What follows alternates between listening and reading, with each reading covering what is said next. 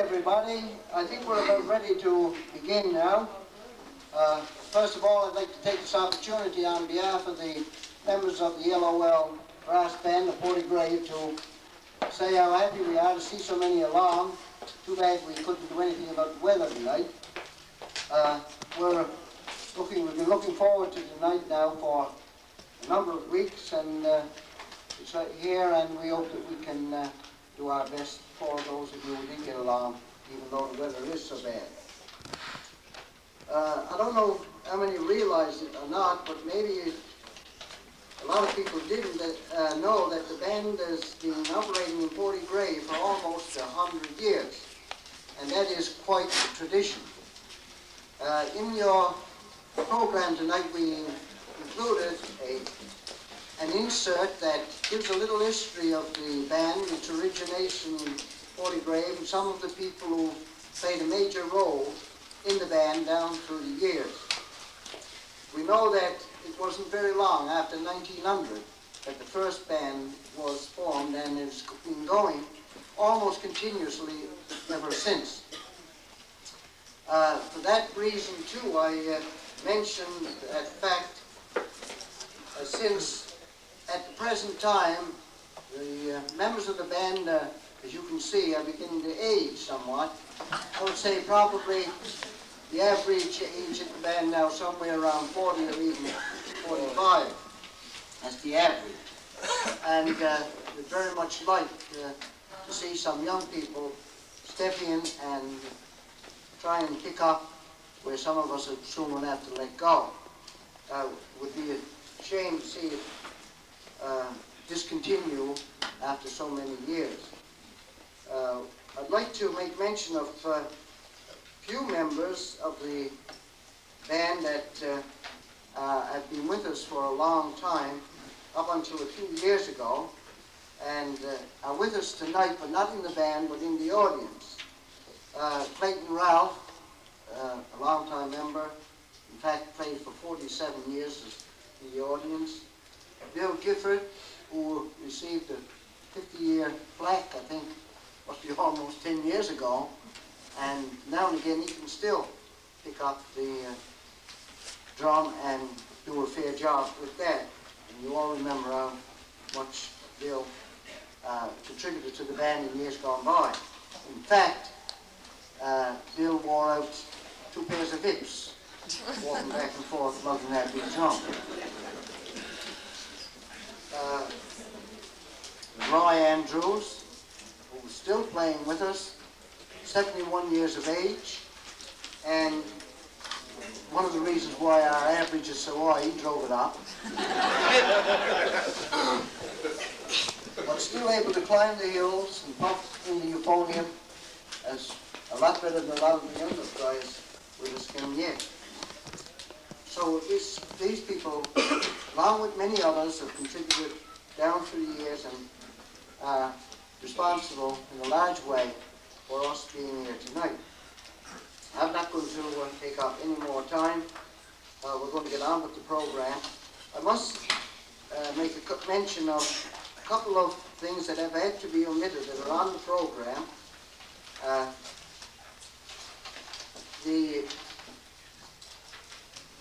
We had in number 7, the Ode to Portygrave was to be sung by Marjorie Tucker and Ruby Petton. That was written by Ruby Petton and was performed in the old-fashioned concert we had not too long back. In fact, we put it off 3 times, and people still looking to see it again. But we couldn't put it on tonight because both Marjorie, and it's ironic that both of them, her and Ruby, has come down with laryngitis. I think Ruby is here in the audience, and Marjorie, she couldn't even know. Tell me this afternoon if she would even get along with her. So we had to scratch that one. And a solo by Roy Andrews, that's Roy Jr., we've had to scratch that because Roy was to come from St. John's and the way the weather is and so on, we've had to scratch these 2. All the rest is on, and we hope to get to it right now. On the inside sheet, beside the cover, we have a dedication to a long-time member, deceased, Mr. Leonard H. Porter. He spent 50 years with the band, and last year received his 50-year plaque from us.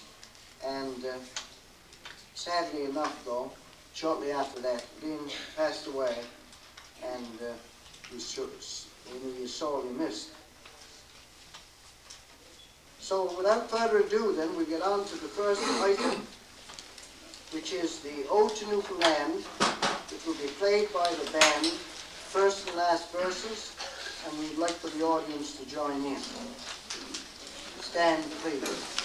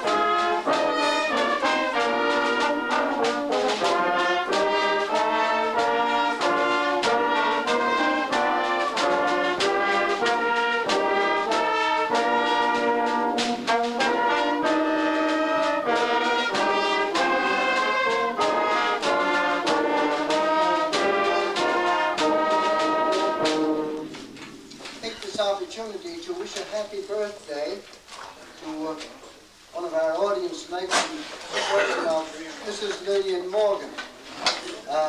This is Lillian's birthday. Let me tell you exactly how old she is. She won't let on to that secret, but I guess most of us know that she's not 25 anymore.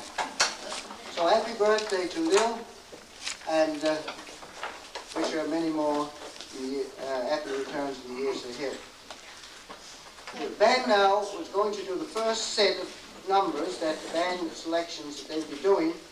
And in this set, we're going to be doing 4 numbers. And the first is a hymn. Some of you who are Salvationists might recognize it from the Salvation Army songbook. It is called Anything for Jesus. And the second number will be what we call a brass band march. It's a marching tune. And the title is Brass Band March. And the third number will be Silver Lining. And the fourth, and this is the last in the first set, another tune from the songbook, Hold the Fort. Okay, the first of the 4 numbers, Anything for Jesus.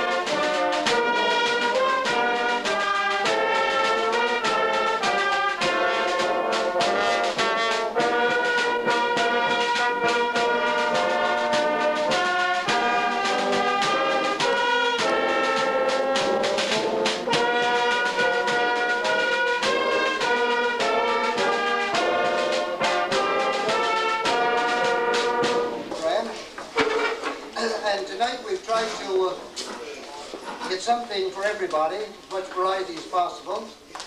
And to give the band a rest, of course, St. Luke's Choir, under the direction of Miss Margaret Glover, has kindly consented to perform for us, and they're going to do St.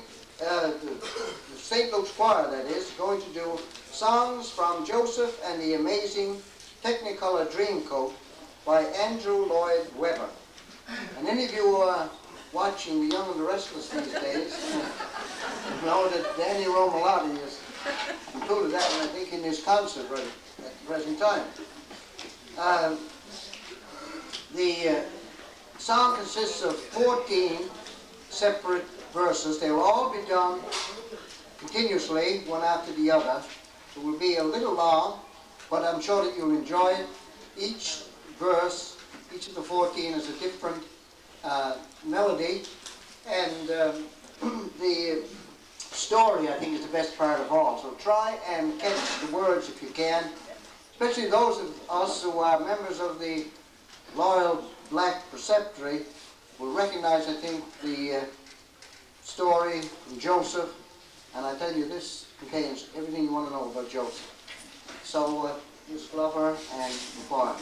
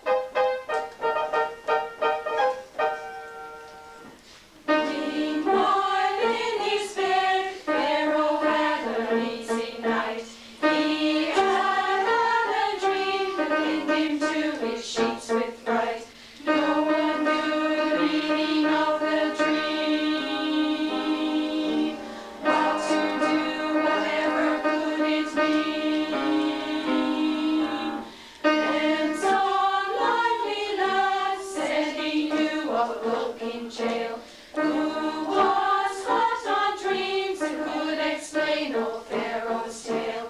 Pharaoh said, fetch this Joseph man. I need him to help me if he can. Oh, Pharaoh, what you gonna do? Dreams are haunting you, hey, what you gonna do?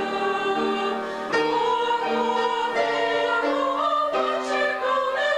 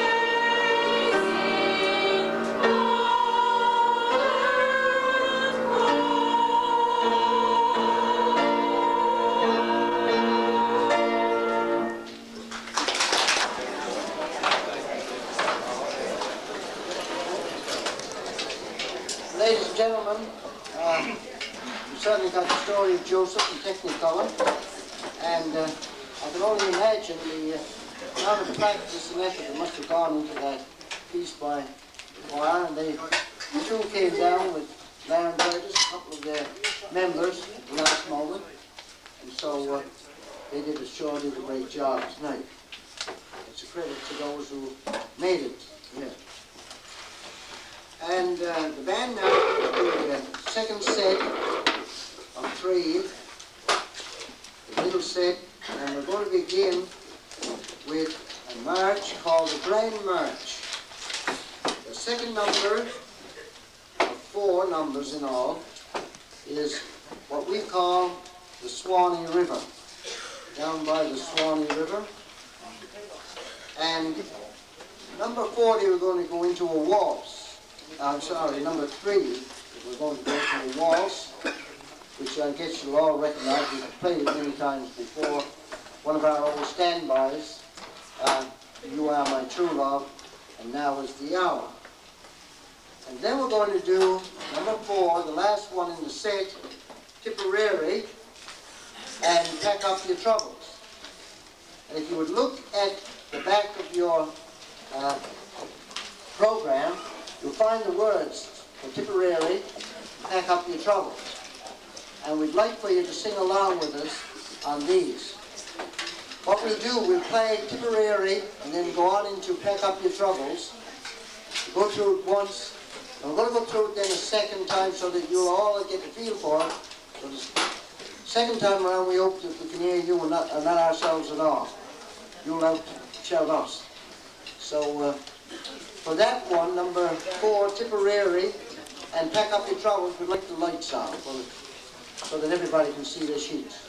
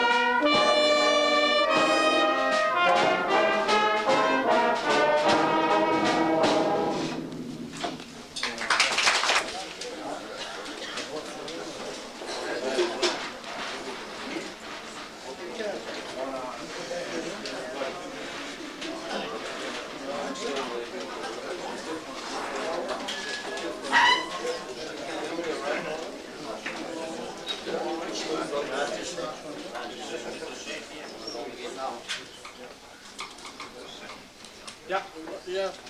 Vraag wat verzamelen.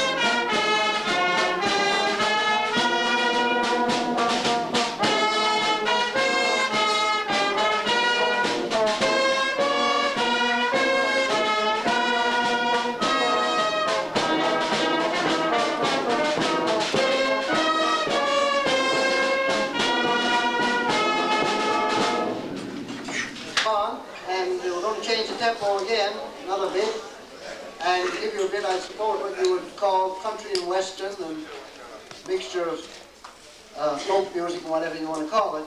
And that's going to be done now by Clem, I call them Clem Morgan's band, for want of a better name, so that you can identify them. And they're the same group, practically, that was here for the old-fashioned concert. I think they've got one addition, and he's joined them now, and except for that, I think they're just about the same group. So I'll let you listen for a while and see what you think of those fellows. Okay.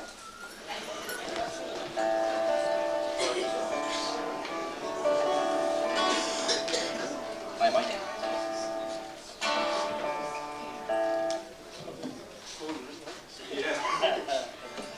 Well, it was a pretty morn when we set sail, and we were not far from the land. When the captain he spied a mare made so fair that a poor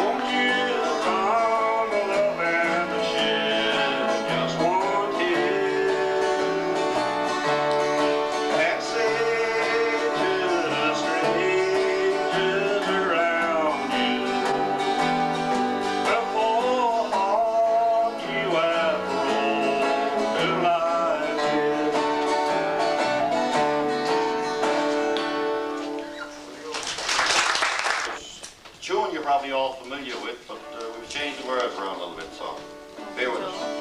Just abandoned.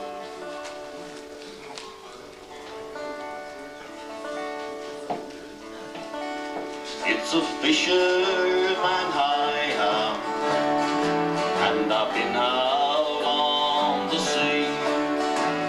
I pray to God I never see another storm. If I could take back time, I'd never let it cross my mind. I never again would go out on the sea.